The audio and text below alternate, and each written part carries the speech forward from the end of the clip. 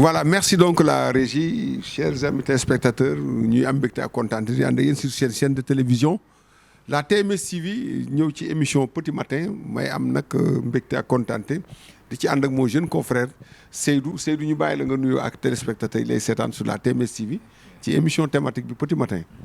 donc doyen nuyu naa la bu baax donc di nuyu aussi téléspectateurs ak internautes yu TMS TV di leen dalal ci seen émission bii di Petit Matin.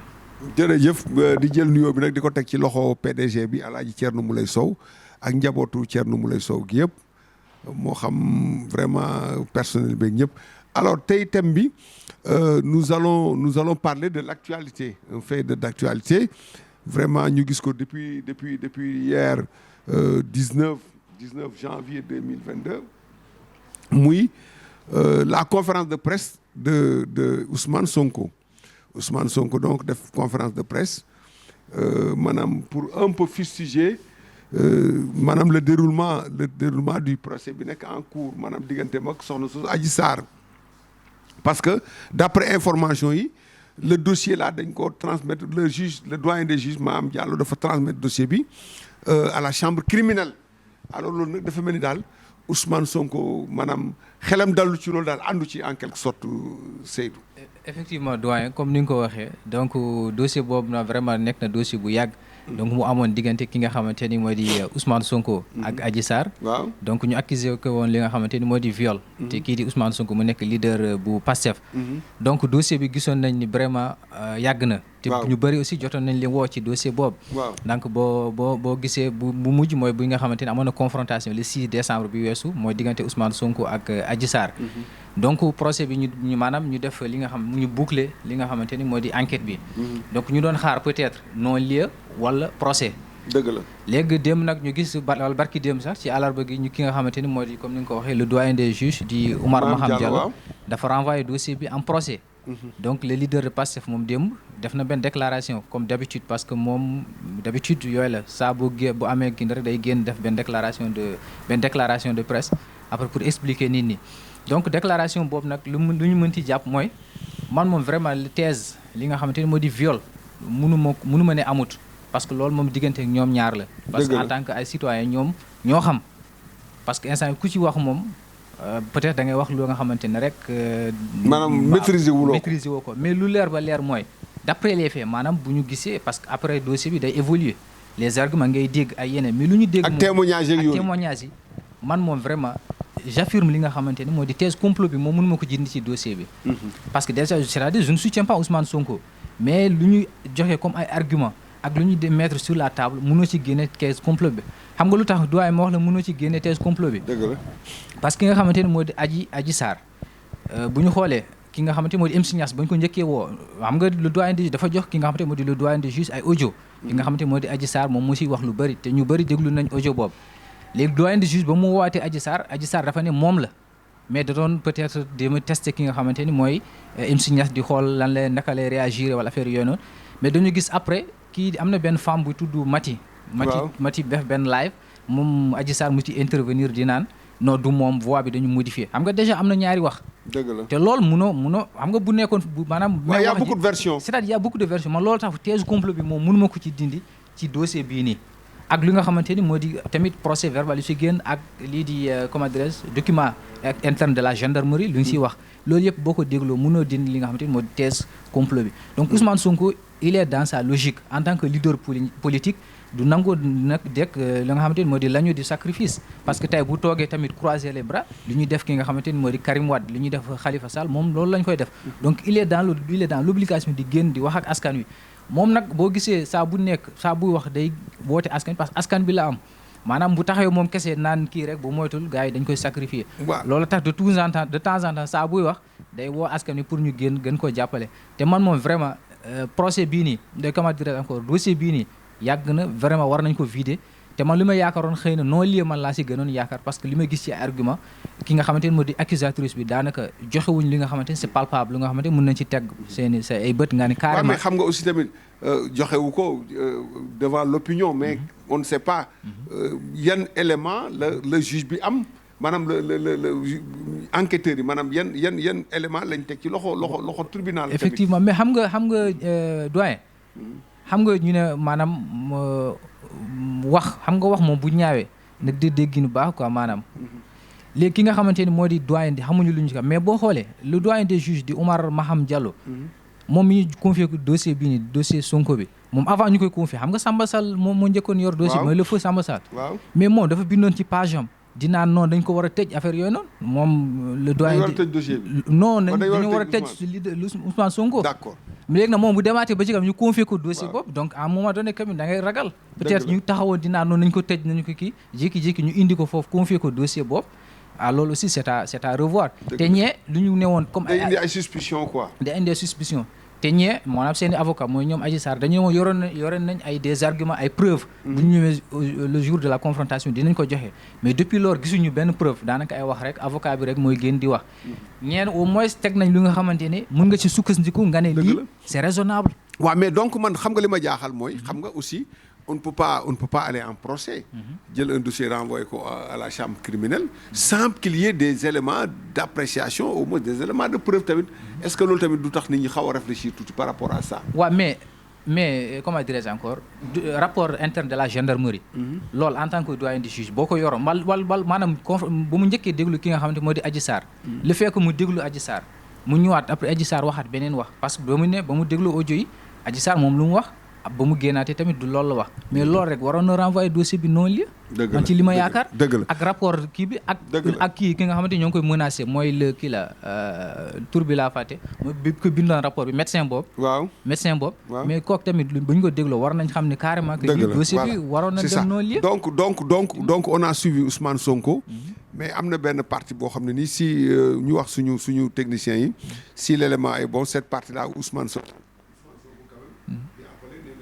il va se battre alors ñu suivre élément boobu te ñëwaat sur le plateau. Il a raison de refuser d'informer parce que c'est des mascarades et tout ça nous en sommes victimes.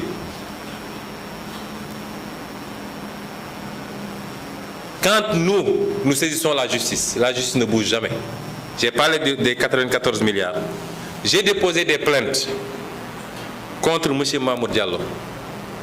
Aucune réaction. Contre Maître Gabisso, aucune réaction. Contre la plaignante Adji Sarr, aucune réaction. Contre Serigne Bassirou Gueye. Il n'y a que sur ce dossier que le parquet général a transmis le dossier à la DIC qui m'a appelé pour confirmer ma plainte. Tous les dossiers que nous déposons, nous, la justice fait le mourant et laisse le dossier mourir de sa belle mort. Mais dès lors qu'il y a un dossier qui le concerne, mais je n'ai jamais compris cette précipitation-là. Par exemple, ce faux dossier de diffamation d'un homme que je ne veux même pas nommer, mais si vous voyez la diligence avec laquelle le parquet s'est emparé du dossier, ils n'ont même pas osé dire à la personne de faire une citation directe. C'est une citation du parquet. Et il y a 3 jours, c'est à 6h du matin que les policiers de la DIC se sont présentés chez moi pour prétendument nous donner une convocation, bien après délai d'ailleurs. Bien après délai. Mais nous, quand on dépose une plainte, la justice n'instruit jamais. Ou alors préfère classer sans suite. Et quand vous parlez, on dit oui, il s'attaque aux magistrats, il s'attaque à l'institution. D'ailleurs, les magistrats ne sont pas l'institution judiciaire. Il faut faire la part des choses. C'est un corps. Ce n'est pas l'institution judiciaire. Et je ne me suis jamais attaqué à tous les magistrats parce que, comme je le dis, j'ai beaucoup de connaissances dans la magistrature et je demeure convaincu qu'il y en a d'excellents et de sérieux. Mais qui peut réfuter ces faits? Quel est le magistrat qui peut réfuter les faits que je viens de dire?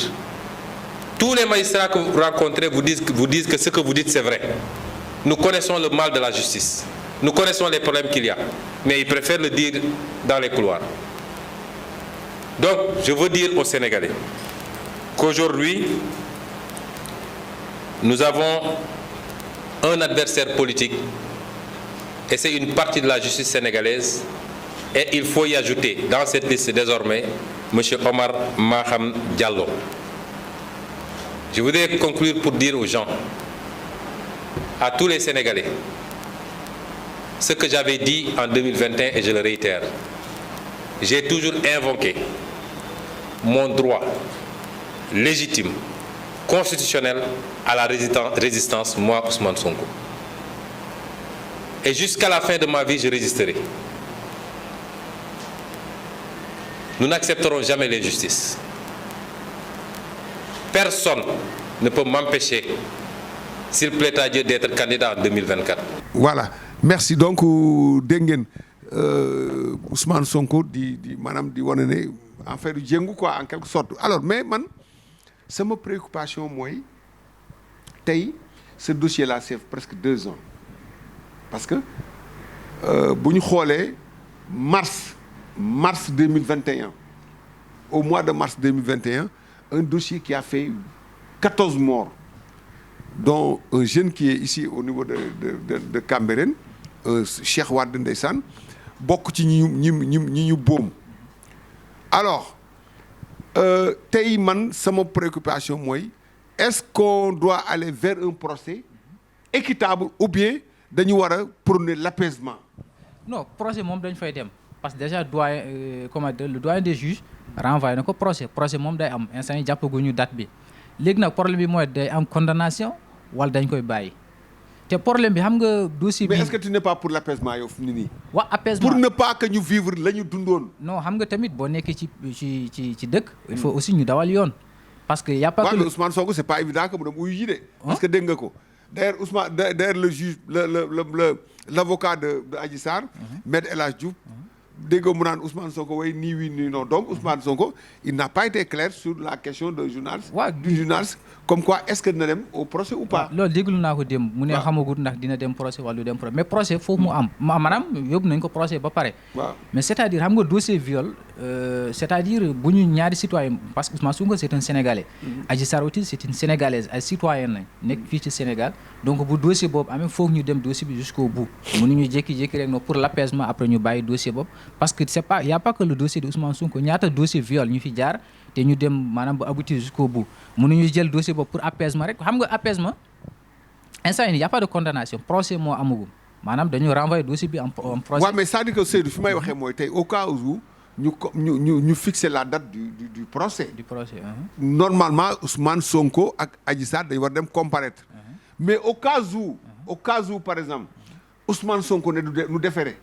à la convocation du juge mais léegi nag maanaam yan conséquences la mun a am foofu laay waxee. waaw loolu moom instant yii. voilà très bien instant yii moom lu nga xamante ni ñëwagut munoo ci àddu te Ousmane Sonko moom dafa ne moom waxul nii oui nii non. waaw c'est comme la question du 3e mandat rek. waaw mais dañ ciy wax xam nga rek mais léegi dañu xaar peut-être fii ak maanaam bu ñu fixé date bi moom dina ci indi ay preuves ne dina dem wala du dem mais pour l'apaisement daal en tout cas pour man dossier bi comme te yóbbu nañ ko procès nañ dem ba jeex rek même bu neen.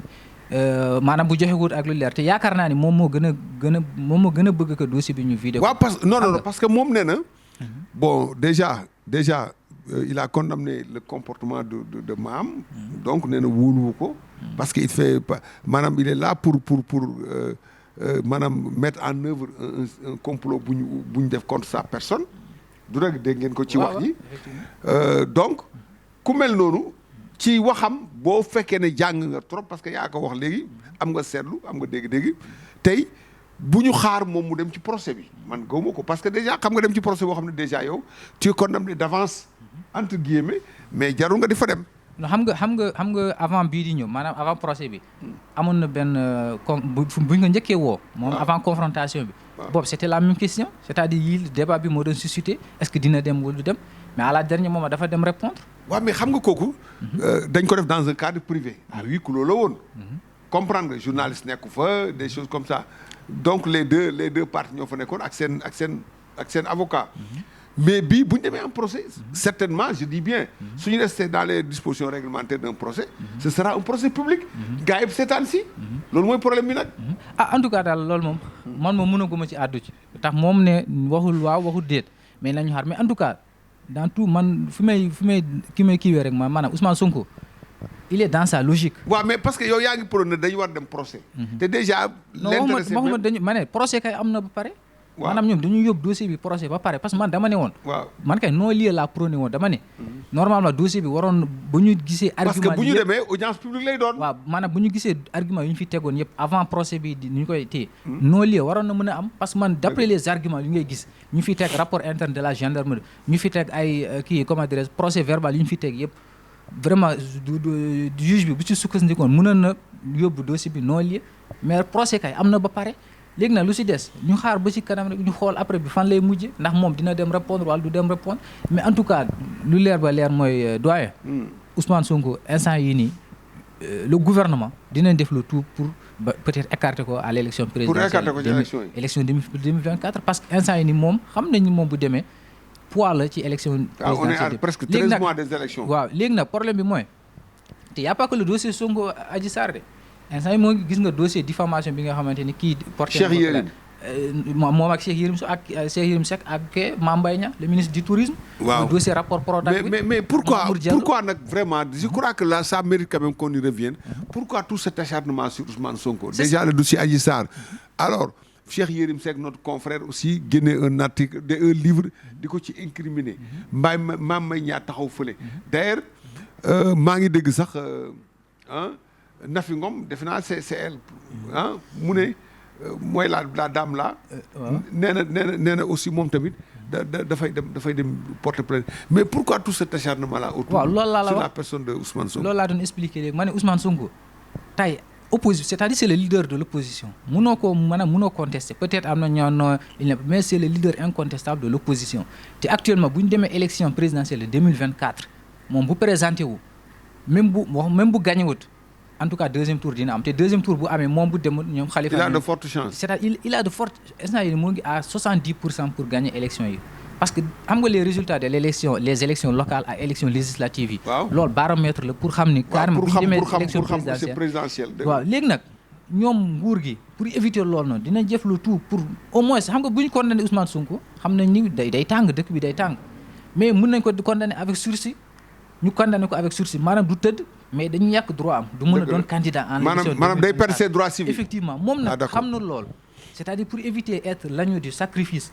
parce que le cas de Karim Wade jaar na fii le cas de Khalifa Sall jaar na fii après amul benn preuve mun na pour éviter loolu tax il est dans la défensive foofu mu taxaw wane doolem parce que ñoom xam nañ ni carrément bu demee dina indi problème pour nguur gi en plus instant yi nii ñu nekk ci nguur gi lu bëri xam na ni scandale sur scandale moom bu jëlee pouvoir bi ñu bëri dinañ am sérieux problème loolu tax instant dañuy éviter la avec aussi li nga xamante moo di gaz bi ak pétrole bi ñoo ngi koy découvrir léegi nguur bi fi nekk en place bëgg peut-être profiter ci li nga xamante ne ci lañ nekk en cours léegi nag Ousmane Sonko dinañ def le tout pour éviter ko c'est-à-dire que man fi may waxee mooy vraiment on doit éviter ce qui s'est passé en mars 2021 14 morts déjà sans compter blessés arrestation yi 14 morts yooyu ne doyen oui 14 morts yooyu ne après fu mujj waaw moom laa wax amul benn enquête c'est de pauvres gens qui sont partis comme ça alors sans suite loolu laa ne quand même mën nañu éviter ça te xam naa ne ñaanuñu ko yàlla mais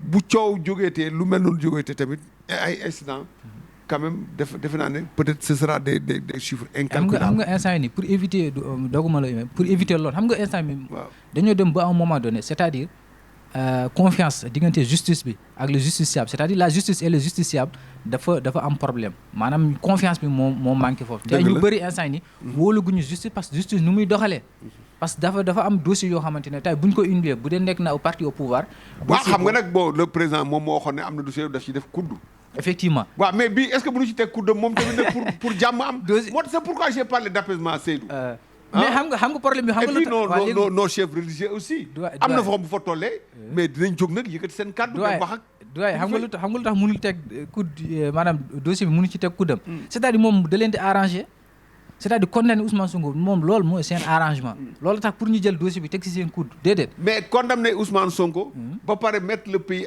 à feu et à sang est-ce que loolu jar na ko tamit non jaru ko du yoon sax voilà très bien du yoon c'est pourquoi j'ai parlé que vraiment apaisement c'est pas à exclure mais et puis surtout avec l'influence de nos chefs religieux waaw ñoo chefs religieux boo xoolee sax mooy événement de mars bi parce que bu ñu gisee Serigne Habib Sy moom génn na wax ci vraiment wax na ci wax ju am solo ba waral na affaire lu bëri wàññeeku ak le sëñ xalif général di Mouride sëñ Mountakha Mbacké. waaw ba affaire bi daal effectivement mu kon nag ñooñu doon wax lu baax di oo nit ñi à l'apaisement. démb di ñaan ñu ngi fi demuñu fenn. demuñu fenn du dëgg. te on peut compter encore sur eux lan ngay terminer. pour ñu tëj volet boobu. effectivement doyen dama lancer juste benn message bi nga xamante ne étudiants yu nekk fële ca Kaolack. waaw ressortissant foofee ci département de Podor. dama joxoon foofu pour ma peut-être waxal leen ko c'est-à-dire ñoom daanaka problème bu métti la ñuy dund foofu. pour le moment effectivement surtout problème d'hébergement. parce que ñoom ñeneen daaw seen hébergement bu ñu yoroon dañ leen génne woon problème fay dañoo amoon problème pour fay après ñu génne leen ren tamit dañoo lim bi dafa gën a yokk maanaam dem na ba 100 étudiants te pour mu nekk ni problème hébergement la ñu hébergement dafa cher te gisuñu benn autorité bu leen jàppale.